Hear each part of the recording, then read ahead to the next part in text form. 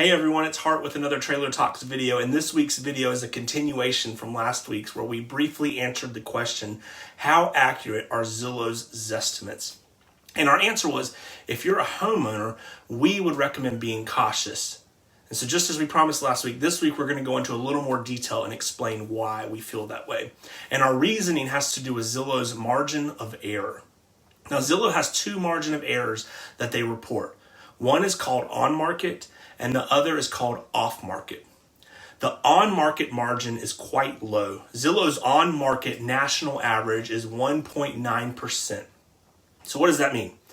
Well, let's make the math a little easier and round that up to 2%. So a 2% margin of error for a home with, let's say, a Zestimate of $200,000 is $4,000. So in theory, your home could sell between $196,000 and $204,000. And in the world of real estate, that's not a huge window or difference. But as I mentioned before, this is based on their on-market margin, which is based on properties currently listed for sale.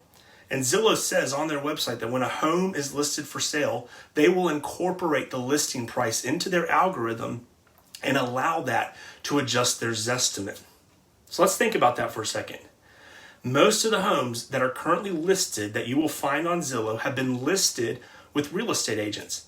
And a good agent is going to do their homework and research what's been selling in order to help advise their seller on a reasonable price range.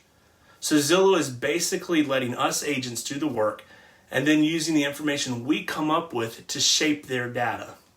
So in reality, it's really not that impressive that Zillow has this 1.9% average because they didn't really do anything to come up with that. Now, the other margin of error they report is their off-market margin. And this is based on homes currently not listed for sale. And the national average, their national average for off-market properties jumps up to 7.3%. So let's round that down to 7, and sticking with that $200,000 example, a 7% margin of error comes out to $14,000, meaning your house might sell for $214,000, but it might sell as low as $186,000. And that is a much larger window and could very easily cost you potential buyers because your home is overpriced, or could lose you money because you were priced too low.